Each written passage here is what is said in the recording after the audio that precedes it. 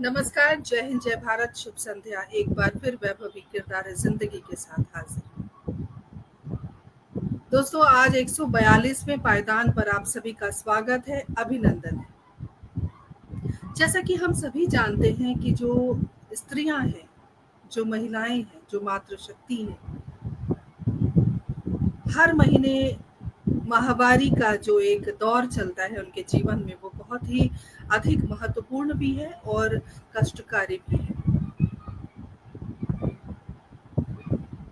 बड़े दुख की बात है कि यूनिसेफ के माध्यम से मिली जानकारी के अनुसार भारत में सिर्फ 13% जो किशोरियां हैं उन्हें माहवारी के बारे में जानकारी प्राप्त है।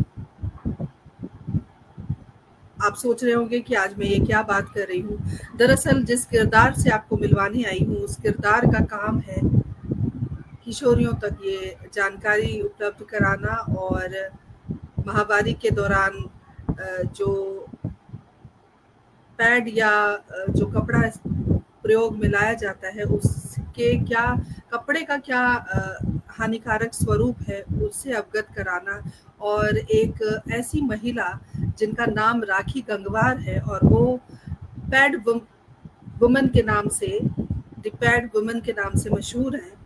और उनकी जो एक अपनी यात्रा है, हालांकि कितना मुश्किल काम है ये कि इस तरह के कार्य को कहीं ना कहीं आज भी हमारे समाज में माहवारी जैसे शब्द का प्रयोग करना या माहवारी के बारे में बात करना, हालांकि हिंदी साहित्य संस्थान हमेशा अपना कद ऊंचा रखता है क्योंकि हमने माहवारी पे परिचर्चा भी रखी थी।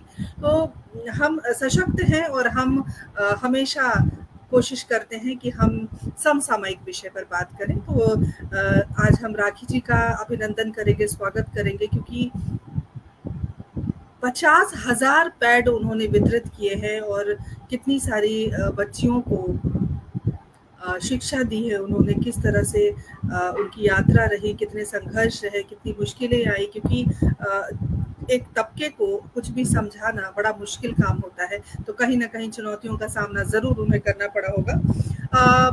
जैसे कि हम सभी जानते हैं कि 33 करोड़ 60 लाख महिलाओं को माहवारी की जो माहवारी से जूझती हैं, लेकिन 12 जो करोड़ महिलाएं हैं सिर्फ वही पैड का इस्तेमाल करती हैं। तो ये एक बड़ा गैप है और इन सब बातों पर हम आज गौर करेंगे।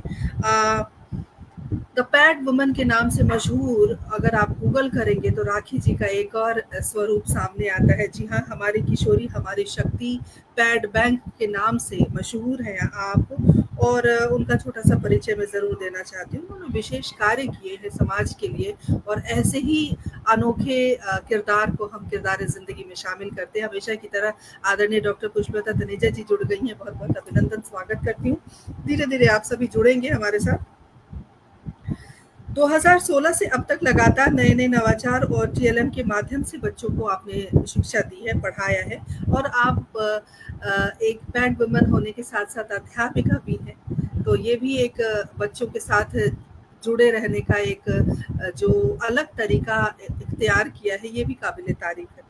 विभिन्न विषयों पर नुक्कड़ नाटक द्वारा ग्रामीण क्षेत्रों में जागरूकता फैलाने का जो आपने कार्य किया है वो बहुत ही सराहनीय है। ग्रामीण महिलाओं के लिए हस्ताक्षर अभियान आपने चलाए, रोजगार हेतु स्वयं सिलाई प्रशिक्षण, ग्रामीण महिलाओं को रोजगार हेतु प्रेरित करने के लिए जो कदम उठाए हैं वो भी सराहनीय है। और जैसा कि मैंने बताया था कि हमारी किशोरी हमारी शक्ति पैड बैंक मुहिम चला रही हैं आप। प्रदेश भर में अब तक 84 गांव की बेटियों को मासिक धर्म, स्वच्छता, ब्रेस्ट कैंसर, सर्वाइकल कैंसर आदि विषयों पर जागरूक किया है आपने। और जैसा कि मैंने शुरू में ही कहा कि 50,000 से ज़्यादा पैड वितरित कर चुकी हैं आप।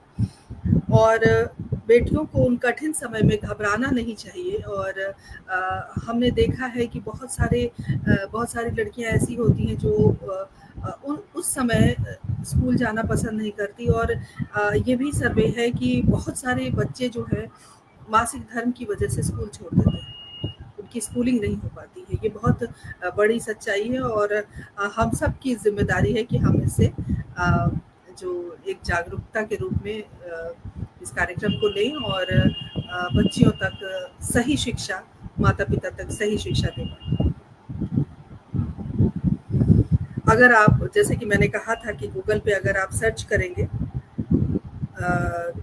राखी गंगवार पैट बैंक, तो राखी जी के बारे में सारी जानकारी आपको प्राप्त हो जाएगी। एक पौधा पूर्वजों के नाम मुहिम द्वारा अब तक 20,000 से अधिक पौधारोपण भी हो चुका है। प्रदीप गौतम जी, बहुत बहुत अभिनंदन, स्वागत करती हूँ। 3 साल से लगातार निपुण विद्यालय गौरैया में ये कार्य हो रहा है और सम्मानों की एक बड़ी फेहरिस्त है, लेकिन मैं जल्दी जल्दी इनका सम्मान बताना चाहती हूँ, क्योंकि राखी जी से हमें बहुत सारी बातें करनी है।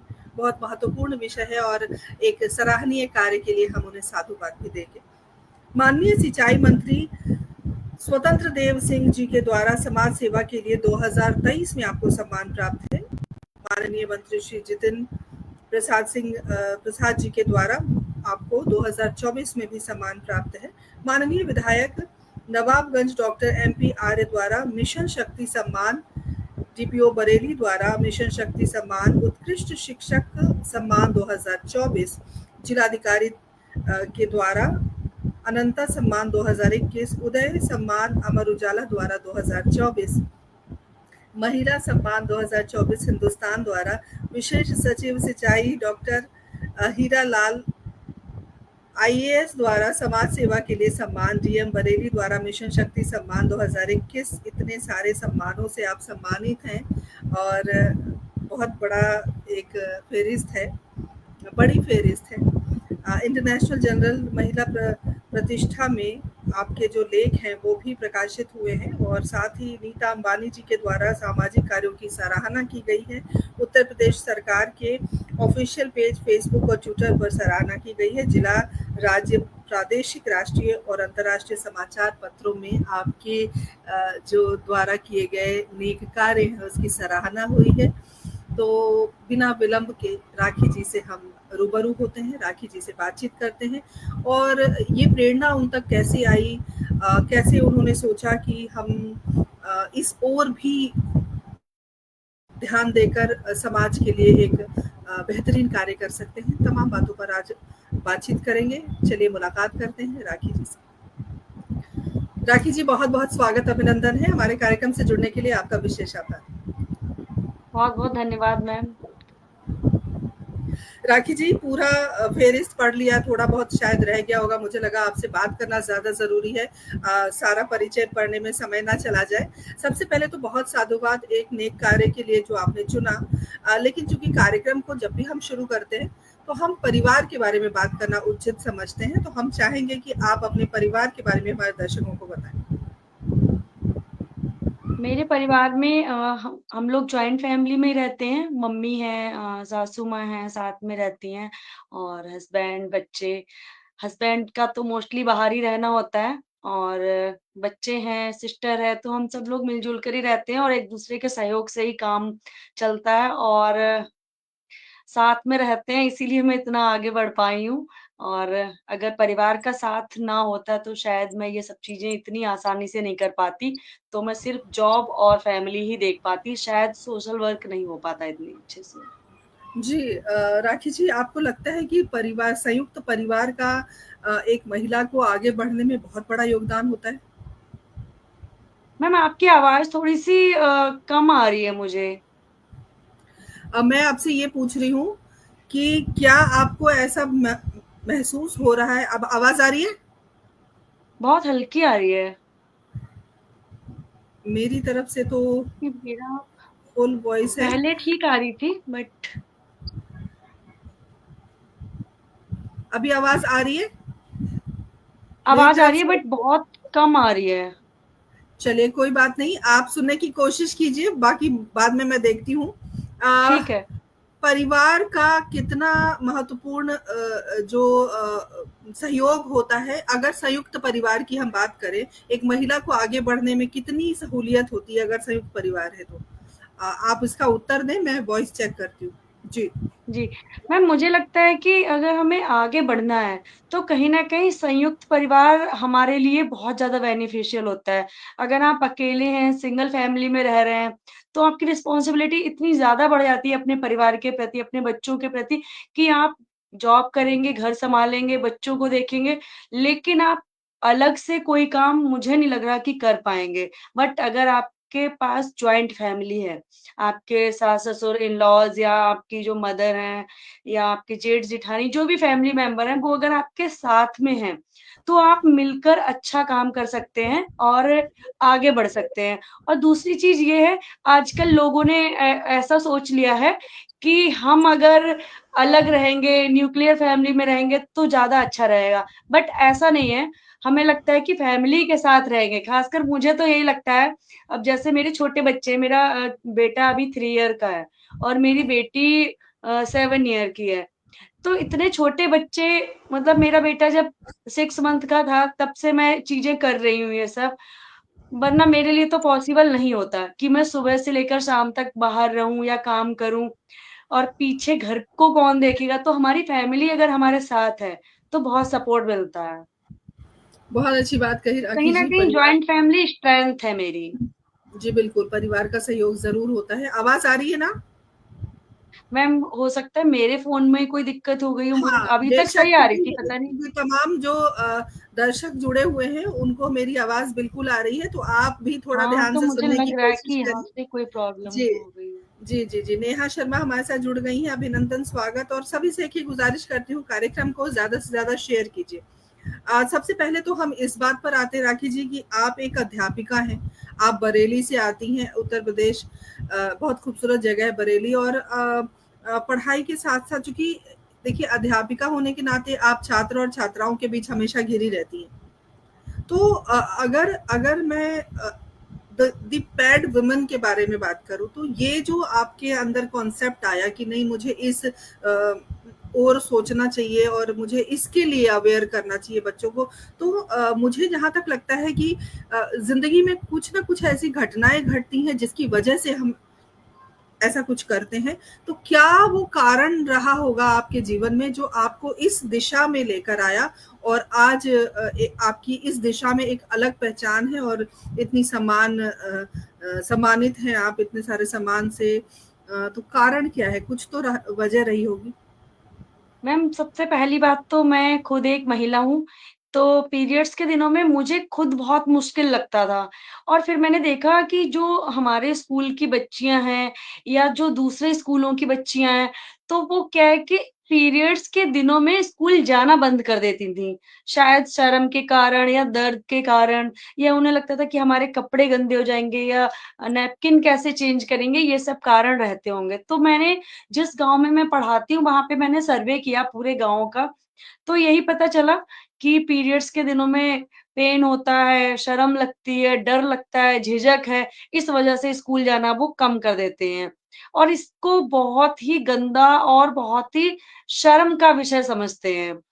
और स्वच्छता के नाम पर, हाइजीन के नाम पर उनको नहीं पता है कि इन दिनों में कैसे अपनी बॉडी को हाइजीन रखना है, कैसे हमें कितने टाइम के बाद पैड चेंज करना है। पैड तो छोड़िए, उनको पता भी, बहुत से लोगों को, सिर्फ़ 10% बच्चियों को पता था कि सैनिटरी नैपकिन होता क्या है। अदरवाइज़ वो लोग वही पुराने जो ढर्रे चले आ रहे हैं कि वही गंदे कपड़े का इस्तेमाल करना। तो कहीं न कहीं मुझे लगा कि जाने-अनजाने में अपनी सेहत के साथ खिलवाड़ कर रही हैं।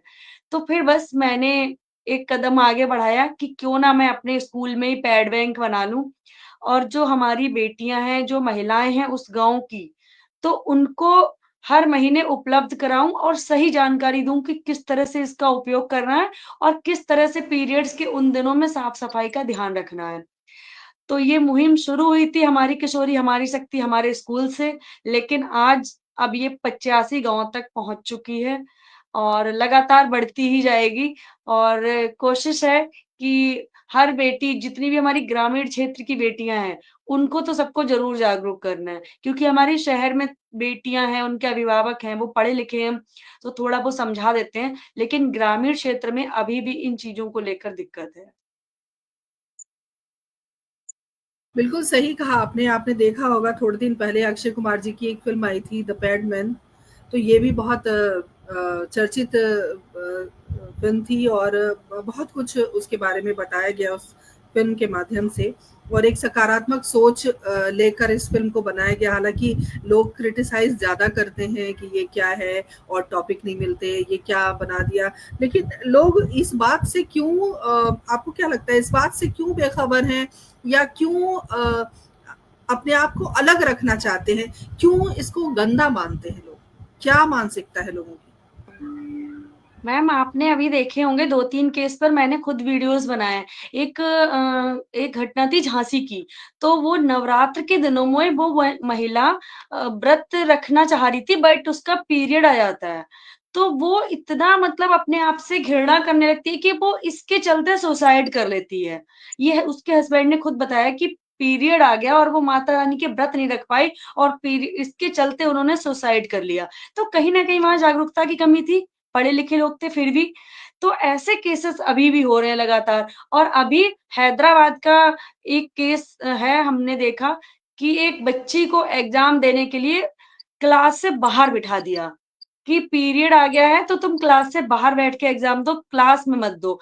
तो ये देखिए उस बच्ची की मानसिक स्थिति पर क्या फ़र्क पड़ा होगा और उसके घरवाले जो उसे पढ़ने के लिए एग्ज़ाम देने के लिए भेज रहे हैं और उनकी बच्ची को बाहर बिठाकर एग्ज़ाम दिलाया जा रहा है, ये कहाँ की इंसाफ़ी है? बिल्कुल और एक ऐसे संस्थान में जहाँ से हम लोग शिक्षा ले रहे हैं, उसी संस्थान में ऐसा किया जा रहा है।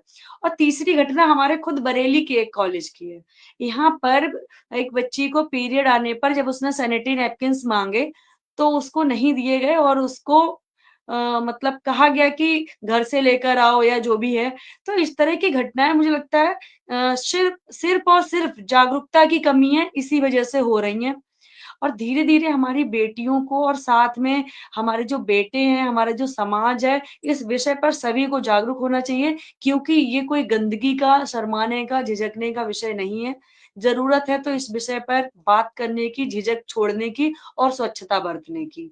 और जितना ज़रूरी है महिलाओं को जानना, उतना ही ज़रूरी है पुरुषों को जानना क्योंकि ये बात है हमारी आधी आबादी की और हर घर की कहानी है ये, तो क्यों शर्माना? अभी भी हम लोग मेडिकल पे जाते हैं तो आपने देखा होगा कि कभी काली पन्नी में रैप करके, कभी न्यूज़पेपर में रैप करके देते हैं।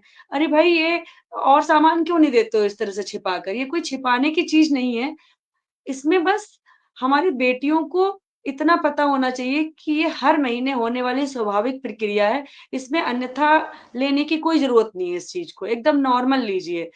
एक तो हमें दर्द भी हो रहा है और ऊपर से हम ये चीज़ किसी से शेयर भी नहीं कर पाते हैं। ऐसा लगता है कि हमने कौन-सा पाप कर दिया है जो ये हम इसको झेल रहे हैं चोरी-चोरी, चुपके-चुपके। तो मुझे लगता है कि जिस तरह से मैं कर रही हूँ, मेरे साथ काफ़ी लोग जुड़े हुए हैं। आज आपने ये मुद्दा उठाया है, तो बढ़िया है, लोगों तक पहुँचेंगी हमारी चीज़ें और लोग धीरे-धीरे और ज़्यादा जागरूक होते रहेंगे।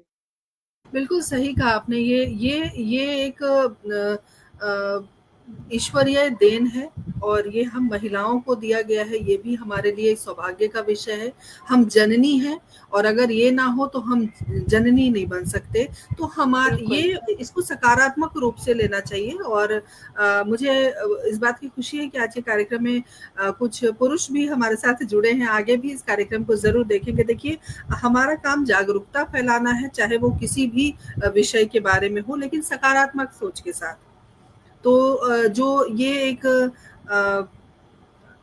एक नॉर्मल बात है कि आप माहवारी के दौर से गुजरते हो, और ये सारी चीज़ें होती है। देखिए, लड़कियों को, बच्चियों को ये बात बताना बहुत ज़रूरी है। उनके और जिस तरह से आपने आपने आपके परिचय में मैंने पढ़ा कि 50,000 पैड आपने अभी तक वितरित किए हैं। 84 गाँव का भ्रमण आपने किया। 84 गाँव में जाकर नुक्कड़ नाटक के माध्यम से हो, चाहे आपके अवेयरनेस प्रोग्राम के माध्यम से हो, कहीं न कहीं ये जागरूकता का जो कार्य है, ये हम सबको अपने-अपने लेवल पे करना चाहिए, मुझे ऐसा लगता है।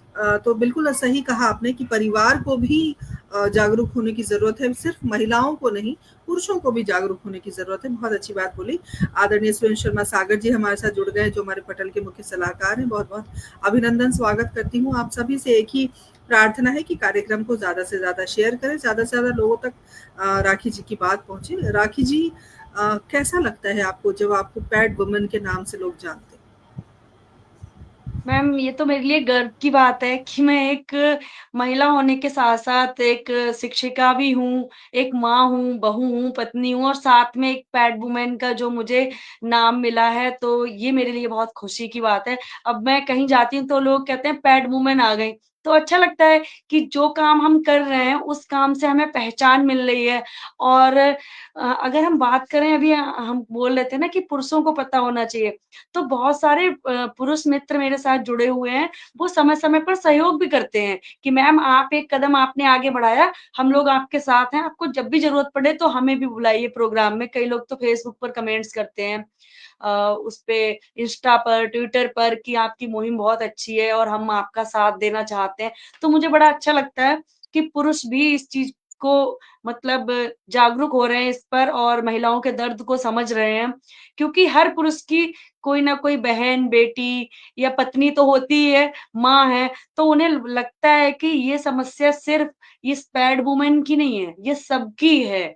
तो वो लोग भी आगे बढ़ते हैं और ये चीज़ वाक़ई में अच्छी है क्योंकि एक अच्छे समाज का निर्माण तभी होता है जब पुरुष और स्त्री दोनों साथ-साथ चल रहे होते हैं। अगर एक काम को सिर्फ़ हम लोग ढिंढोरा पीटते रहेंगे, तो मुझे लगता है सक्सेस नहीं मिलेगी। जब तक सिर्फ़ हम ही लोग लेकिन हमारे साथ में हमारे पुरुष साथी हैं, वो लोग भी हमारे साथ कंधे से कंधा मिलाकर चल रहे हैं, तो वाक़ई में हम लोग कुछ अच्छा करके दिखाएँगे और वाक़ई में अच्छा हो ही रहा है। जी, बिल्कुल अच्छा हो रहा है, आगे भी अच्छा होगा। जैसे कि आपने इस काम को शुरू किया, तो सबसे पहले देखिए पहला संघर्ष महिलाओं को अगर या किसी भी व्यक्ति को अगर कोई हम नया कार्य कर रहे हैं, तो जो संघर्ष शुरू होता है, वो घर से शुरू होता है। अगर उपलब्धि मिलती है, तो वो घर से सबसे पहले मिलती है। अगर पैर खिंचाई होती है, तो वो भी घर से होती है क्योंकि संघर्ष की कड़ी चूँकि हम घर से शुरू कर रहे होते हैं। तो सबसे मुझे लगता है ज़रूरी बात लोगों तक ये पहुँचाने की है कि आपके घर से आपको कितना सहयोग मिला, क्योंकि ये बहुत ज़रूरी है। अगर आप अपने घर के सकारात्मक पहलू पर चर्चा करेंगी इस तरह कार्यक्रम में आके, तो हो सकता है आने वाली और भी बहुत सारी राखी गंगवार पैदा हों और राखी गंगवार जैसे अभी 84 गाँव हुए हैं, 84 लाख गाँव हो जाएँगे। तो एक पहल की बात है, तो आपके परिवार से आपको जब आपने बोला कि नहीं मुझे इस ओर काम करना है, इसके बारे में करना है, तो आपके पति का क्या रिएक्शन था? मैं ये जानना चाहती हूँ। मैम, जब मैं ये शुरू करना चाह रही थी, तो मैंने अपने हस्बैंड से डिस्कस किया कि मैं इस तरह से एक मतलब प्रोग्राम स्टार्ट करना चाहती हूँ लड़कियों के लिए। तो उन्हें बहुत अच्छा लगा कि ठीक है, ये तुम बढ़िया कर रही हो हम इसमें तुम्हारा साथ देंगे और उन्होंने ये भी कह दिया कि हम तुम्हारे लिए 10,000 सैनिटरी नैपकिन है, वो हम खरीद के दे देंगे कहीं से और उसको वितरित करते रहना। तो मुझे बहुत अच्छा लगा। हाँ, कई बार ऐसा होता है जैसे कि मैं स्कूल गई, स्कूल आने के बाद मेरा कोई प्रोग्राम है, मैं वहाँ चली गई, फिर मैं थोड़ा लेट हो गई, बहुत जगह सम्मान समारोह भी होता है, अच्छे-अच्छे मंच पे बुलाया जाता है। तो ये सारी चीज़ें टाइम टेकिंग होती हैं, तो कई बार मेरे हस्बैंड को लगता है कि मैं घर पे पूरा टाइम नहीं दे पा रही हूँ, तो वो मुझे समझाते भी हैं कि थोड़ा टाइम घर पर देना चाहिए तुम्हें और बच्चों को थोड़ा और टाइम दो। तो कई बार ऐसी चीज़ें आ जाती हैं, लेकिन मुझे जो मोटिवेशन मिलता है, वो मेरे हस्बैंड से ही मिलता है। वो हमेशा कहते हैं कि अगर कुछ भी अच्छा काम करो, अगर हमारे वसीम बरेलवी जी हैं, उनका एक शेर भी है कि आँच उसूलों पर आए तो टकराना ज़रूरी है, गर ज़िंदा हो तो ज़िंदा दिखना ज़रूरी है। तो मेरे हस्बैंड हमेशा इस चीज़ को, इस शेर को मेरे सामने बोलते थे, तो मुझे भी लगता था कि हाँ, अगर समाज से हमने हमें इतना कुछ दिया है, तो हम भी समाज के लिए कुछ करें। तो जो समाज सेवा है, वो मैंने अपने हस्बैंड से ही सीखी अगर मैं कहूँ तो। वो बहुत ज़्यादा सोशल हैं और उनका पूरा साथ रहता है हमेशा मेरे साथ। तो मैं चाहती हूँ कि जो बाकी महिलाओं के हस्बैंड हैं, वो लोग भी ज़रूर साथ दीजिए और जो महिलाएँ हैं, उनसे एक रिक्वेस्ट करूँगी कि अपने घरवालों का, अपने पति का, अपने भाइयों का भरोसा कभी मत तोड़िए। क्योंकि अगर एक महिला अच्छा कदम उठाती है, तो उसकी तारीफ़ भले कम हो, लेकिन अगर एक महिला गलत कदम उठा लेती है, तो उसकी बदनामी पूरे संसार में होती है और इसका जीता-जागता उदाहरण इस समय पर आप सोशल मीडिया में खूब देख रहे होंगे कि किस तरह से महिलाएँ कुछ कदम उठा रही हैं, उसकी वजह से हमारे समाज में उनकी बदनामी हो रही है। एक महिला के चक्कर में सभी महिलाओं की बदनामी हो जाती है। तो मेरा इस आपके चैनल के माध्यम से, फेसबुक और यूट्यूब चैनल के माध्यम से सभी महिलाओं से गुज़ारिश है कि जाने-अनजाने में भी कोई गलती ऐसी मत कीजिए कि जिससे आपके पति का, आपके समाज का, आपके घर परिवार का कभी भी नाम डूबे। हमेशा ऐसे काम कीजिए कि घरवाले खुद कहें कि जाओ बेटा, हम तुम्हें हौसले के पंख दे रहे हैं, तुम्हें जितना उड़ना है उड़ो। तो क्या कुछ बात, आपको क्या हिम्मत बात। दिखानी है, जब आप हिम्मत दिखाओगे, आप सही रास्ते पे जाओगे, तो सब लोग आपका साथ देंगे।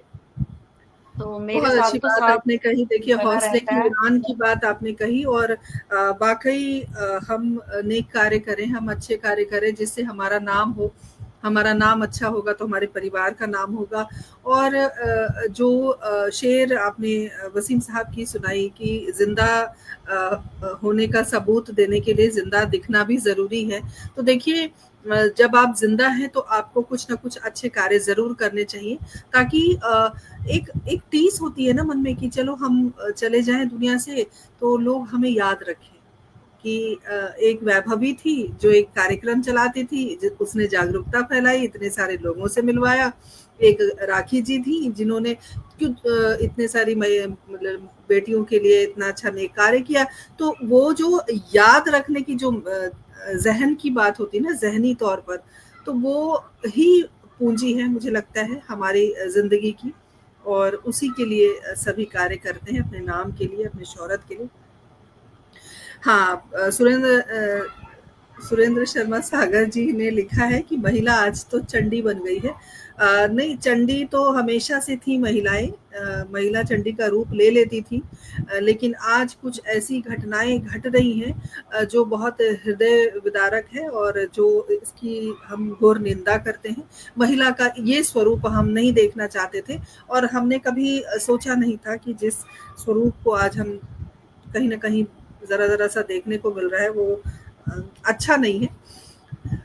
राखी जी, जब आप गाँव में जाती हैं, चूँकि शहर के बच्चों को समझाना उतना मुश्किल नहीं होता, उतनी दिक्कतें नहीं आती, लेकिन गाँव के माता-पिता और गाँव के बच्चों को समझाना बड़ा मुश्किल कार्य होता है। तो इसको कैसे करती हैं आप? और कभी स्ट्रेस होता है तो ओवरकम कैसे करती हैं? क्योंकि कई बार होता है कि आप कोई चीज़ समझा रही हैं, सामने वाला समझ ही नहीं पा रहा है, समझना ही नहीं चाहता। तो वैसी सूरत में अपने आप को क्या कह के दिलासा देती हैं, और फिर उसी ऊर्जा के साथ आगे बढ़ती हैं आप? क्या मैम दिक्कतें आई? पहली बात तो हम लोग जब गाँव में जाते हैं, तो हम ये नहीं बताते हैं कि हम किस काम के लिए आए हैं। हम लोग महिलाओं को एकत्रित करते हैं, बेटियों को एकत्रित करते हैं और जब वो आ जाती हैं, तो हम अपनी बात शुरू करते हैं। लेकिन जैसे ही हम पीरियड्स का या गाँव में लोग महीना, माहवारी इस तरह से बोलते हैं, जब हम ये शब्द बोलते हैं तो सब शर्मा जाती हैं और उन्हें ऐसा लगता है कि ये क्या बोल दिया? तो हमें नॉर्मल करना थोड़ा मुश्किल होता है। फिर हम उनसे जब धीरे-धीरे बात करते हैं, हम कहते हैं ये आपके मतलब की बात है, आपकी बेटियों के हित की बात है, तो वो सुनती हैं इस चीज़ को। और जब हम गाँव में जाते हैं तो हम प्रॉपर गाँव की ही लैंग्वेज बोलते हैं उनके साथ। तो उन्हें लगता है कि कोई हमारे जैसी ही बच्ची है ये और अच्छा बोल रही है। हम बिल्कुल उन्हीं की भाषा में हम पीरियड को पीरियड नहीं बोलते हैं, हम वहाँ पे महीना बोलते हैं क्योंकि गाँव की औरतें महीना बोलती हैं। तो उन्हीं की भाषा में पूरा गाँव की भाषा में समझाते हैं कि अरे! जो तो हर महीना की दिक्कत है, जाको दिक्कत ना समझो। जहाँ हमें साफ-सफाई रखने की ज़रूरत है। तो उन्हें लगता है कि अरे ये तो बिल्कुल हमारे जैसी ही बोल रही है। हम उनसे कहते हैं हमारा भी तो आता है, हम तो नहीं शर्मा रहे, हम भी तो ये पैड यूज़ करते हैं, हम भी तो इसे 4-4 घंटों पे बदलते हैं, हम भी तो स्कूल जाते हैं, सब जगह जाते हैं। तो उन्हें समझ में आती हैं कि वाक़ई में कुछ चीज़ें हैं जो हमारे लिए हो रही हैं। और उसके बाद में जब वो हमारा पूरा सेशन हो जाता है, फिर कई लड़कियाँ और कई औरतें उठकर आती हैं और कहती हैं हमें सफ़ेद पानी आ रहा है। कुछ कहती हैं कि हमारे ब्रेस्ट में से पस निकलता है, कुछ बताती हैं कि हम टॉयलेट जाते हैं तो बदबू आती है। तब पता चलता है कि बताओ ये इनमें से कितनी सारी तो बीमारियों से ग्रसित बैठी हैं यहाँ पे। लेकिन तो शर्म क्या के आपके मारे साथ ना डॉक्टर वो की टीम ड भी होती है, राखी जी?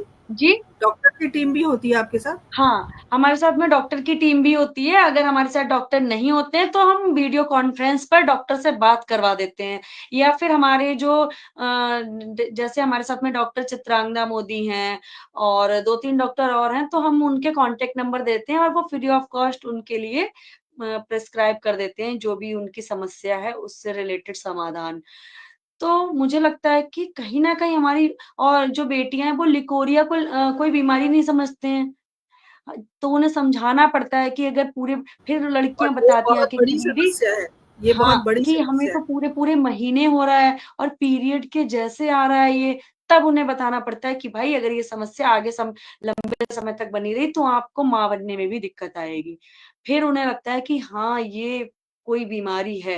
वैसे उन्हें लगता है अरे हो रहा है तो होने दो और देखा भी होगा कि गाँव में जो लड़कियाँ हैं वो कितनी पतली हो जाती हैं, उनका बॉडी का जो उन्हें बताते हैं कि लिकोरिया में तुम्हारी बॉडी का कैल्शियम है वही निकल रहा है। बिल्कुल, तो वो मुझे बोन लगता है मैरो का अगर पानी मेरे होता है, वो बोन मैरो का जी, पानी होता है जो हमारे शरीर से निकलता रहता है, वो बहुत हाँ। खतरनाक स्टेज है। तो उन्हें जी, समझाते हैं कि अगर पीरियड के बाद या पहले 1-2 दिन तक होता है तो नॉर्मल है। लेकिन अगर ये 10-10 दिन, 12-12 दिन, महीने-महीने भर हो रहा है, आपके कपड़े खराब हो रहे हैं, तो आपको ज़रूरत है डॉक्टर से मिलने की। तो उन्हें लगता है अगर हम जितने प्रोग्राम करते हैं और हर प्रोग्राम में अगर हम एक लड़की के लिए भी समाधान दे देते हैं, तो ये बड़ी बात है। तो कोशिश है कि बेटियों की जो समस्याएँ हैं, हम उनको इतना उनसे रम जाते हैं कि वो हमें अपनी समस्या खुद बताती हैं कि हमारे साथ ये दिक्कत है। तो अच्छा लगता अच्छा है कि वो जो राखी जी चीज़ अपनी मम्मी को नहीं बता जी, पाईं, जो चीज़ टीचर को नहीं बता पाईं, डॉक्टर को नहीं बता पाईं, वो हमें बता दे रही हैं। राखी जी एक बात जानना चाहती हूँ कि माएँ जल्दी समझती हैं या बच्चियाँ समझ जाती हैं आपकी बात? माताएँ जो हैं वो थोड़ा तो शर्माती हैं। लेकिन उनको बताना पड़ता है कि आपने अपनी बेटियों को ये चीज़ बताई नहीं और अब आपको पता चल गई है, तो अपनी बेटियों को भी बताइए और जो बेटियाँ वहाँ पे होती हैं, उनसे हम लोग बोलते हैं कि जो आपकी छोटी बहनें हैं या आस-पड़ोस में लड़कियाँ हैं, सहेलियाँ हैं, खुलकर उनसे चर्चा करो इस विषय पर कि हमें कैसे-कैसे सफाई रखनी है, कैसे स्वच्छता रखनी है, पैड अगर यूज़ करते हो तो कितने टाइम तक करना है। आजकल तो बहुत सारे प्रोडक्ट्स आ गए हैं, हम उनके बारे में भी जानकारी दे देते हैं, जैसे कि टैम्पून हो गया, मेंस्ट्रुअल कप हो गया। तो हम लड़कियों को शुरू में एडवाइस तो नहीं करते हैं कि आप इन चीज़ों का यूज़ करो, हम उन्हें यूज़ करने के लिए पैड ही वितरित करते हैं, लेकिन हम उन्हें बताते हैं कि मार्केट में इस तरह की चीज़ें भी अवेलेबल हैं। लेकिन राखी जी एक एक बात और हम जानना चाहेंगे कि देखिए पैड अगर एक घर में 4 महिलाएँ हैं, तो आजकल जो पैड है वो तकरीबन 5 या 6 पैड ₹40 के आते हैं। तो एक जो गरीब तबका है, जो गरीब लोग हैं, जो रोज कमाते हैं, रोज खाते हैं, उनके लिए पैड खरीदना एक अलग से टास्क होता है और तभी वो बिल्कुल, बिल्कुल। अवेयरनेस की कमी है। तो ऐसी सूरत में उन उन परिवारों के लिए आपने क्या पहल की है या प्रशासन के माध्यम से क्या पहल हुई है? इसके बारे में भी हमारे दर्शकों को आप बताएँ। मैम सबसे पहले तो मैं उनको ये बताती हूँ कि ठीक है, आप सैनिटरी नैपकिन्स यूज़ कीजिए। हम लोग जिस गाँव में गए वहाँ पहली बार तो हम डिस्ट्रीब्यूट करवा देते हैं। जिस गाँव में मैं पढ़ाती हूँ वहाँ मैं हर महीने करवाती हूँ अपने खर्चे से। बट हम हर गाँव में हर महीने तो नहीं करवा पाएँगे, तो हम उन्हें पहली चीज़ तो बताते हैं कि अगर आप कपड़े का इस्तेमाल करते हैं, तो वो कॉटन का साफ कपड़ा होना चाहिए। आप ये नहीं कि कोई भी गंदा मैला-कुचैला कपड़ा लाए और वो आपने इस्तेमाल कर लिया। अगर आप कपड़ा इस्तेमाल करना चाहते हैं तो वो बिल्कुल साफ कपड़ा होना चाहिए। दूसरी चीज़ जो हमारे जन औषधि केंद्र खुले हुए हैं, उन पर ₹4 का एक पैकेट मिलता है पैड का और उसमें 4 पैड होते हैं, यानी कि ₹1 का 1 पैड पड़ा। तो वो तो मुझे लगता है किसी के लिए बहुत ज़्यादा महँगी चीज़ नहीं है। अगर हमारे लिए 7 पैड चाहिए 1 महीने में और ₹7 का या ₹10 के हमने खरीद लिए महीने में, तो वो कोई बहुत बड़ी चीज़ नहीं है और जन औषधि केंद्र लगभग सभी जगहों पर हैं उपलब्ध। और मैम ये मेरी मुहिम जो है वो पैड वुमेन लोग मुझे बोलते हैं बट मेरा काम पैड बाँटने का नहीं है, मेरा काम है अवेयर करने का।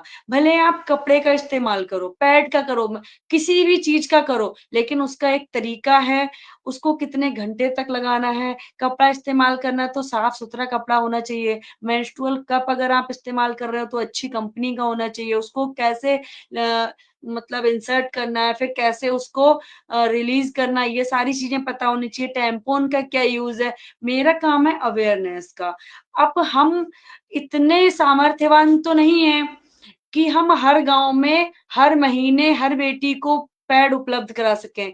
इसके लिए हम लगातार कोशिश कर रहे हैं अखबारों के माध्यम से, ट्विटर के माध्यम से, सोशल मीडिया, फ़ेसबुक सब जगह से कि हमारी सरकार किसी तरह से हर महीने जिस तरह से आंगनवाड़ी पर सतुआ मिल रहा है और गेहूँ, चावल राशन पर मिल रहे हैं, इसी तरह से मुझे लगता है अगर कोशिश की जाए, हमारे मुख्यमंत्री के कोष से या प्रधानमंत्री जी के कोष से, तो वो ये कर सकते हैं कि जो गाँव की आशाएँ हैं या आंगनवाड़ी हैं या प्रधान जी के यहाँ एक पैड बैंक बनवा दें और महिलाएँ जाएँ व पैड वेंडिंग मशीन से आराम से पैड लें जितने भी उनको यूज़ करना है और वो एकदम निःशुल्क होना चाहिए। तो ये पहल तो मैम सरकार को ही करनी होगी, क्योंकि हर जगह हम नहीं कर सकते।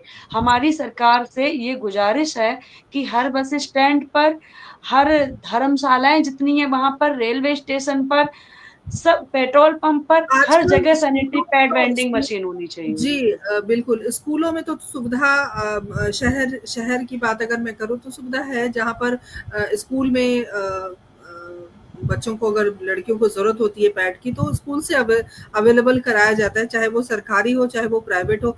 तमाम दर्शकों को मैं एक वीडियो दिखाना चाहती हूँ, राखी जी का उसमें पूरा परिचय है। मैं चाहती हूँ कि ज़रूर आप सब देखें एक बार। नमस्कार, मेरा नाम राखी गंगवार है। मुझे लोग पैड वाली मैम या पैड वुमेन कहकर भी बुलाते हैं। मैं एक शिक्षिका हूँ, लेकिन शिक्षिका होने के साथ साथ मैं समाज में हमारी किशोरी हमारी शक्ति नाम से एक मुहिम चलाती हूँ, जिसमें गांव-गांव जाकर जो हमारी बेटियां हैं, जो ग्रामीण महिलाएं हैं, उनको मासिक धर्म, स्वच्छता के लिए, ब्रेस्ट कैंसर, सर्वाइकल कैंसर जैसी गंभीर बीमारियों के लिए जागरूक करती हूँ। लिकोरिया जैसी समस्याएं, इन पर महिलाओं को, बेटियों को समझाती हूँ और साथ में हमारी जो ग्रामीण महिलाएं हैं वो गंदे कपड़े का इस्तेमाल ना करें, इसके लिए सभी के लिए सैनिटरी नैपकिन्स डिस्ट्रीब्यूट करती हूँ। अब तक मैं 84-85 गांव में अपने कार्यक्रम कर चुकी हूँ, ताकि हमारी महिलाएं और हमारी बेटियां स्वस्थ रहें, सशक्त रहें और जागरूक रहें। ये प्रोग्राम गांव-गांव जाकर छुट्टी वाले दिन, संडे वाले दिन किए जाते हैं। धन्यवाद।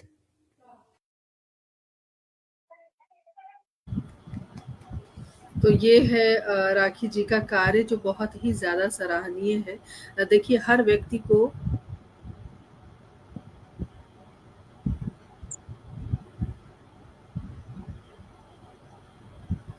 हर व्यक्ति को कहीं न कहीं जीवन में कुछ न कुछ समाज की सेवा करनी चाहिए, चाहे जिस रूप में आप कर सकें। आपने ये रूप चुना है और ये सराहनीय इसलिए भी है क्योंकि अभी भी हम 22वीं सदी में प्रवेश कर चुके हैं, उसके बाद भी जागरूकता की कमी है अभी भी जो शिक्षा का स्तर है, वो भी उतना उस लेवल पे नहीं गया है। शहरों में अच्छा शहर की बात मैं करूँ मैं एक बात से हैरान हूँ कि आज भी कपड़ा यूज़ करते हैं लोग इवन अगर मैं बात करूँ मैं यहाँ ऑनलाइन नहीं बोलना चाहती, लेकिन मेरे घर में काम करने वाली जो मेरी सहयोगी हैं उनसे मेरी बात हुई थी, तो वो भी पैड नहीं जानती पैड क्या होता है। उन्हें भी नहीं पता पैड क्या होता है। तो आप ये देखो कि जो शहर में दिल्ली जैसे शहर में रहकर आपको पैड नहीं पता है, तो आप सोचिए कि गाँव की क्या स्थिति होगी। बिल्कुल। तो ये बड़े एक तरह से समझिए कि बहुत समय लगेगा और अगर हम उन देहातों की तरफ जाएँ, उन गाँवों की तरफ जाएँ जहाँ पर बहुत जो साधन है वो बहुत सीमित है, वहाँ पर अभी भी जागरूकता की कमी है और उसको लाने में बहुत समय लगेगा। तो आने वाली पीढ़ी के लिए, आने वाले समय में आपकी क्या योजनाएँ हैं राखी जी? जो जिसके कारण जैसे अभी आप 84 गाँव तक जा चुकी हैं नुक्कड़ नाटक के माध्यम से अवेयर करने का जो आपका एक आपने जो ज़िम्मा लिया है, उसके अलावा और भी कुछ चीज़ें होंगी जो आप भविष्य में चाहती हैं। मैं चाहूँगी कि हमारे दर्शकों को आप ज़रूर अपने भविष्य की योजनाओं से अवगत कराएँ, ताकि हमें भी प्रेरणा मिले, हम भी कुछ न कुछ कर पाएँ। मैम मेरा मन तो ये करता है कि मैं हर दिन हर गाँव में जाऊँ, बट मेरी सरकारी नौकरी है, तो उसमें मुझे समय सीमा जो है, वो मतलब वहाँ पर अपना समय पूरा देना है। उसके बाद जब भी छुट्टियों में मुझे समय मिलता है, मैं तभी पहुँचती हूँ कहीं। नहीं तो अब तक मुझे लगता है मैंने जाने कितने गाँव घूम लिए होते। लेकिन मेरी कोशिश रहती है कि सोशल मीडिया के माध्यम से या जब भी कहीं किसी भी जगह गई, तो मैं वहाँ अपनी चर्चा ज़रूर करती हूँ, किसी भी महिला से मिली, जिससे कि ज़्यादा से ज़्यादा चीज़ें मेरी पहुँचे। मैं छोटे-छोटे शॉर्ट वीडियो बनाकर कभी यूट्यूब पर, ट्विटर पर, इंस्टा पर, फेसबुक पर हर जगह डालती हूँ। लाइव आती हूँ, तब भी मैं सबको ये बोलती हूँ कि अगर आपकी जो बेटियाँ हैं, उनका फेसबुक अकाउंट नहीं है, तो उन्हें ये वीडियो दिखा दो। उनके लिए उनके मोबाइल पर ये लिंक भेज दो या घर में आप बैठे हैं, आप झिझक रहे हैं, तो उनको ये वीडियो दिखवा दीजिए। किसी स्कूल में सिर्फ पुरुष साथी हैं और वो शर्मा रहे हैं कि बच्चियों को इस मैटर पे कैसे अवेयर करें, तो मैं कहती हूँ मेरी वीडियो कॉन्फ्रेंस करवा दीजिए। और अभी मुझे लखनऊ में एक एसडीएम है, उनके हस्बैंड गाजीपुर में एक कॉलेज में डायरेक्टर हैं। वहाँ से कॉल आती है कि मैम आप गाजीपुर आइए और हमारे स्कूल में यहाँ पर आके कॉलेज में, उनका हॉकी कॉलेज है, वहाँ पे ओलंपिक में भी 2-3 लड़कियाँ अभी सिलेक्ट हुई हैं। तो वो ओलंपिक पदक लेकर आई हैं वहाँ की लड़कियाँ। तो बोलते हैं कि 600-700 गर्ल्स हैं, आप यहाँ आइए, हमारे कॉलेज में करवाइए आकर प्रोग्राम। तो मेरी चीज़ें इतनी दूर-दूर तक पहुँच रही हैं सोशल मीडिया के माध्यम से। जब मैं लगातार इन चीज़ों पर काम कर रही हूँ, तो मुझे लगता है कि लोग धीरे-धीरे अवेयर होंगे। एकदम से ये चीज़ ऐसी नहीं कि हमने छड़ी घुमाई और काम हो गया। क्योंकि अभी अगर हम लोग बात करें, हम लोग इतने जागरूक हैं, लेकिन तब भी अभी भी हम अपने हस्बैंड के अलावा किसी जेंट्स के सामने ये नहीं कह पाते कि हमारा पीरियड आ गया, हमें दर्द हो रहा है। हम लोग मोस्टली यही बोलते हैं हमारी तबीयत खराब है या ठीक नहीं है, एकदम से डायरेक्ट नहीं बोल पाते। तो मैम जो गाँव की बेटियाँ हैं, एकदम इंटीरियर, जो पीरियड्स का नाम लेने में भी शर्माती हैं, तो वो लोग खुलकर इस पर कैसे चर्चा कर लेंगी? तो उन वो धीरे-धीरे समझेंगी इस चीज़ को और धीरे-धीरे वो जागरूक होंगी, धीरे-धीरे वो दूसरों को जागरूक कर पाएँगी। तो ज़रूरत है कि इस काम को लगातार निरंतरता के साथ करने की, जिस तरह से मैं कर रही हूँ, मेरी तरह और भी काफ़ी लोग कर रहे हैं। और मैं कोशिश करती हूँ जब मेरी मेरी विंटर वेकेशन होती है, तब मैं हर दिन किसी कॉलेज में, किसी स्कूल में या किसी गाँव में सेंट्रल कारागार में भी हम लोग गए थे, झुग्गी-झोपड़ी में, बस्तियों में, अनाथालय में, जहाँ कहीं बाज़ार में, चौराहों पर, जहाँ कहीं मुझे लगता है कि इन यहाँ पर जागरूकता की ज़रूरत है। इवन हम लोगों ने पुलिस थाने में भी किया था, तो कुछ लोग बोले कि पुलिस वालों को तो, जो महिलाएँ हैं, उनको तो सब पता होता है, आप उनको क्या बताने गईं? लेकिन वहाँ पर भी उन लोगों को सर्वाइकल कैंसर क्या होता है, इसके बारे में नहीं पता था। उसकी वैक्सीन कब लगती है, कौन-सी एज तक, उन्हें नहीं पता था। इवन उनके खुद नहीं लगी हुई थी वो वाली वैक्सीन। लेकिन हमारे समझाने से हो सकता है उन्होंने कहीं पर रीड किया हो या भूल जाते हैं, लेकिन जब हमें कोई आकर सामने से बताता है, तो वो चीज़ हमें याद रहती है। तो उन्होंने खुद कहा कि हम भी अपनी बेटियों को ज़रूर वैक्सीन लगवाएँगे। तो ज़रूरी नहीं है कि कोई बहुत पढ़ा-लिखा तबका है तो वो बिल्कुल जागरूक होगा इन चीज़ों के प्रति, क्योंकि ये बहुत संवेदनशील विषय हैं, जिन पर हम लोगों को लगातार चर्चा करते रहने की ज़रूरत है। और मेरी ये जो पहल है, उसमें बहुत लोगों ने पहल की है, बहुत लोग मेरा साथ दे रहे हैं। शुरू-शुरू में लोग बोलते थे, "अरे! इसके बारे में किसको नहीं पता है जो तुम बताती घूम रही हो? ये कोई बात है? ये तो इतना गंदा विषय है जिसको तुम बता रही हो।" लेकिन अब वही लोग जब उन्होंने देखा कि ये चीज़ें तो काफ़ी आगे तक बढ़ चुकी हैं। मेरी ये जो मुहिम है उसकी नीता अंबानी का एक एनजीओ है हर सर्कल, वहाँ से भी इसकी सराहना करी गई और काफ़ी बड़े-बड़े मंच पर सम्मान मिला। तब उन्हें लगा कि हाँ, वाक़ई में ये एक अच्छी पहल है। अब पूछते हैं कि भाई तुमने तो ये बड़ा अच्छा विषय पकड़ लिया, ये तो कभी खत्म होने वाला ही नहीं है, इसमें तो नित नई-नई चीज़ें निकल रही हैं। तो मैंने कहा, ये सोच के नहीं पकड़ा था कि हमारा नाम हो। ये सोच के पकड़ा था कि किसी तरह से हमारी जो बेटियों की, खासकर ग्रामीण क्षेत्र की बेटियाँ हैं, उनकी समस्या पर काम हो, वो हमारी बेटियाँ जागरूक हों, सशक्त बनें, निडर बनें। बिल्कुल सही कहा आपने और सुरेंद्र भाई साहब ने एक बड़ा सुंदर संदेश भेजा है कि परहित सरिस धर्म नहीं भाई। बिल्कुल सही कहा आपने भाई साहब कि दूसरों की जो हम दूसरों का हित सोचते हैं, दूसरों के लिए अच्छा सोचते हैं, तो उससे बड़ा कोई धर्म नहीं होता है। और ये रामायण की चौपाई है। एक बात और, क्या तमाम हमारे दर्शकों को इस बात के बारे में आप कहना चाहेंगे कि कभी किसी गांव गई हो, कभी ऐसा हुआ हो कि अ, बहुत समझाने के बाद भी कोई कुछ समझा ना हो, या फिर आपको बहुत सुनाया गया हो, कभी ऐसा हुआ? नहीं मैम, ऐसा तो कभी नहीं हुआ, क्योंकि हम जब भी किसी या गाँव में किसी ने जाते ये हैं कहा हो कि आप रैंडमली, कौन से टॉपिक को लेकर बैठ गए, हमें नहीं सुनना कुछ, या हमें जानकारी नहीं चाहिए, कभी इस तरह से कोई माहौल बना गाँव में? जब हम अपनी बात की शुरुआत करते हैं तो हम बिल्कुल पीरियड से शुरू ही नहीं करते हैं। पहले हम लोग उनसे बातचीत करते हैं, उन्हें नॉर्मल करते हैं, फिर उन्हें बताते हैं। तो थोड़ा-थोड़ा शुरू में वो लोग शर्मा रहे होते हैं, घबरा रहे होते हैं, लेकिन पूरा प्रोग्राम होते-होते वो समझ जाते हैं कि ये बहुत अच्छी बात हुई है। और महिलाएँ तो छोड़िए, पुरुषों को भी बड़ा अच्छा लगता है कि हमारे गाँव की महिलाओं को, हमारी बेटियों को ये चीज़ सीखने को मिल रही है, और वाक़ई में बेटियों के हित की बात होती है। और साथ में हम जो पुरुष हैं उनके लिए भी जागरूक करते हैं कि जब भी किसी बेटी पे दिक्कत आए तो आप उनके पिता बन जाइए, चाहे वो कोई भी बेटी हो। जब भी किसी बहन पे दिक्कत आए आप उसके भाई बन जाओ, चाहे वो कोई भी बहन हो। तो पुरुषों को लगता है कि एक महिला है, इतनी दूर से चल के आई है, हमें समझा रही है। तो आज तक किसी भी गाँव में इस कार्यक्रम का विरोध नहीं किया गया, सबको अच्छा लगा। और यहाँ तक गाँव वाले ये तक कहते हैं कि मैडम आप अपने खर्चे से इतना कर रहे हो, अगर हमसे कुछ खर्चा चाहिए हो तो हम भी दे देंगे। लेकिन हमने कभी किसी से कोई खर्चा नहीं लिया। हम लोग आपस में मिल-जुल कर करते हैं। और 2 कंपनी है, एक नाइन है, एक सेवी, स्मार्ट हाइजिया। तो वो लोग मुझे कुछ सैंपल देते हैं अपने कि मैडम आप 1 कदम आगे बढ़ा रही हो तो 2 कदम हम भी आपके साथ चलेंगे। हम आपको दे रहे हैं सैंपल, आप सैंपल बँटवाइए। आप अपने पास से इतना खर्चा मत कीजिए। तो मुझे अच्छा लगता है कि वो लोग भी पुरुष हैं और वो जुड़े आकर।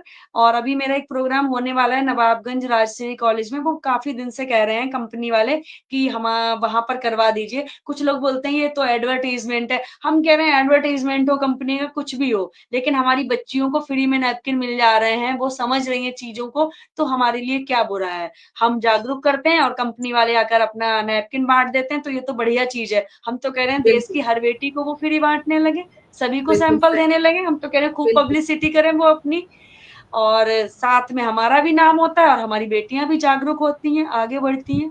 तो बिल्कुल सही कहा आपने। विरोध नेहा तो शर्मा मैम, और लगातार कुछ लोग होंगे जो पीठ पीछे बात करते होंगे, बुराई करते होंगे, तो मुझे इन चीज़ों का फ़र्क नहीं पड़ता है, क्योंकि अगर आप इन चीज़ों की गाँठ बाँध लेंगे, तो आप ज़िंदगी में कुछ नहीं कर पाएँगे। अगर आपको बिल्कुल सही। लगता है कि आप कुछ अच्छा कर रहे हो, आपकी फैमिली वाले आपके साथ हैं, आपके शुभचिंतक आपके साथ में हैं। अब आप देखिए, आप इतना अच्छा कार्यक्रम चलाती हैं, आपने मुझे कहीं से ढूँढ निकाला। जब आप जैसे अनमोल हीरे हमें ढूँढ लेते हैं, तो हमें कंकड़-पत्थर जो राह चलते लोग हैं, उनकी बातों का कोई फ़र्क भी नहीं पड़ता है कि वो क्या सोचते हैं और क्या क्या कहेंगे हमारे लिए पीठ पीछे। और सामने से कोई कुछ कहेगा तो हम उसको जवाब देने के लिए भी तैयार हैं। राखी जी, हमारे लिए तो अनमोल हीरा आप हैं, क्योंकि हमारे जो हमारी माला हमने तैयार की है माणिक और हीरे जवाहरात की, उसमें 142 जो मनके हैं वो आज तैयार हो गए हैं। ब्रजेश सिन्हा जी हमारे साथ जुड़े हैं, अभिनंदन है, आपका स्वागत है। और नेहा शर्मा लगातार बनी हुई है, लिखा है खूबसूरत विचार, बहुत सारे लोग जुड़े हुए हैं। सभी का अभिनंदन, स्वागत करती हूँ। और सभी से एक ही गुजारिश करती हूँ, इस कार्यक्रम को ज़्यादा से ज़्यादा शेयर करें। राखी जी, बिल्कुल सही आपने कहा कि हम अपने उद्देश्य की पूर्ति के लिए, बच्चों को जागरूक करने के लिए, और देखिए ये एक बड़ी समस्या है और इससे बहुत सारे कैंसर होने तक का खतरा होता है। तो अगर हम एक पहल से इन तमाम चीज़ों को रोकने की एक कोशिश कर रहे हैं तो इसमें कोई बुराई नहीं है। हमें ज़ोर-शोर से काम करना चाहिए और जो अपने-अपने स्तर से हम जो भी कर सकते हैं कोशिश करनी चाहिए। राखी जी, इस कार्यक्रम के माध्यम से हमारे दर्शकों को आप क्या कहना चाहती हैं? मैं सबसे पहले तो यही कहना चाहूँगी कि जितने भी दर्शक इस कार्यक्रम को देख रहे हैं, अगर उनके क्षेत्र में कहीं पर भी अगर वो चाहते हैं कि मैं वहाँ पर जाऊँ और बेटियों को जागरूक करूँ, तो वो बस मेरे आने-जाने की वहाँ पर व्यवस्था करवा दें। उनका स्कूल है, कॉलेज है, गाँव है, कुछ भी है, और वहाँ पर हम लोग निःशुल्क प्रोग्राम करेंगे, निःशुल्क सैनिटरी पैड सब बेटियों को देंगे। और पीरियड्स के लिए, लिकोरिया के लिए, ब्रेस्ट कैंसर, सर्वाइकल कैंसर, जो भी हमारे मिशन शक्ति, जितने भी बालिका जागरूकता, महिला जागरूकता जितने भी कार्यक्रम हैं, वो हम सभी निःशुल्क करवाते हैं, हमारी पूरी टीम वहाँ पर जाएगी। और दूसरी चीज़, अगर वहाँ पर बुलाने में वो लोग असमर्थ हैं, नहीं बुला सकते हैं, तो वर्चुअल कॉन्फ्रेंस के द्वारा मुझे कॉन्टैक्ट कर लें और वैभवी जी से मेरा कॉन्टैक्ट या फिर मेरा जो फेसबुक है वो आप राखी गंगवार हिंदी में डालेंगे तो राखी गंगवार है वहाँ पर। और मेरा क्या कहते हैं, ट्विटर पर मैं राखी गंगवार नाम से हूँ, यूट्यूब पर राखी गंगवार पैड वुमन से हूँ, इंस्टा पर राखी गंगवार पैड वुमन। मैं हर प्लेटफॉर्म पे हूँ, आप कहीं पर भी मुझे मैसेज कीजिए। मैसेज का ऑप्शन ना आए तो किसी भी कमेंट में जाके कमेंट कर दीजिए, अपना लिंक दीजिए, अपना नंबर दीजिए। मैं हर जगह पहुंच नहीं सकती, लेकिन अगर मेरे आने जाने की व्यवस्था करवा दी जाए तो मैं बिल्कुल वहां पर जाने के लिए तैयार हूँ और बेटियों को जागरूक करने के लिए हमेशा तैयार रहूंगी। और चलिए, अगर ये बहुत सब अच्छी कुछ बात नहीं है। हो पाता है तो मेरी वीडियो ही दिखवा दीजिए उन बेटियों को, यूट्यूब जी, पर, इंस्टा पर, हमारे फेसबुक पर इस बहुत सारी कार्यक्रम वीडियोज का हैं। उद्देश्य भी यही है। अगर किरदार ज़िंदगी में हमने इस कार्यक्रम को शामिल किया, आपको शामिल किया है, तो इसका कारण यही है कि हम भी जागरूकता में एक कदम आपके साथ चलें और ये वीडियो हमेशा शेयर होती रहती है और यूट्यूब पर भी जाएगी थोड़े समय बाद। तो लोग जानेंगे, जागरूकता होगी उससे और लोगों तक बात पहुँचेगी। ये तो पैड वुमन की यात्रा रही, जो हमने इतनी देर तक बातचीत आपसे की, लेकिन वो राखी, थोड़ी बात हम राखी गंगवार के बारे में बात करें। पैड वुमन को अब थोड़ा हम विराम देते हैं, क्योंकि पैड वुमन के बारे में हमने बहुत सारी बातें कर ली हैं।